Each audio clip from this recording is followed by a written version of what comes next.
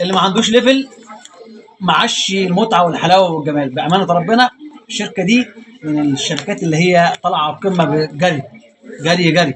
الجهاز ده ليفل جي 5 ولا 9 ولا 11 كمان، ده جي 5 في الاوائل. في الاوائل الجهاز الله اكبر، حاجه تروع يعني، حاجه جمال، حاجه حلاوه، حاجه شياكه، حاجه اناقه.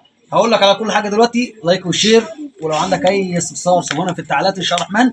بص معايا الفيديو للاخر، ودعم يا شباب، دعم يا شباب، عشان اقول لك على العملاق اللي هو بادئ وبعد كده بيبدا بعديه حوالي 3 حاجات تاني و4 حاجات.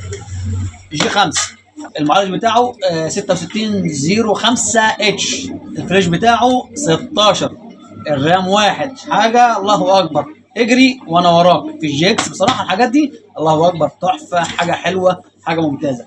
طيب بعد ده كله ايه الحاجات الحلوه اللي فيه تاني؟ عندنا هنبدا من فوق شويه كده.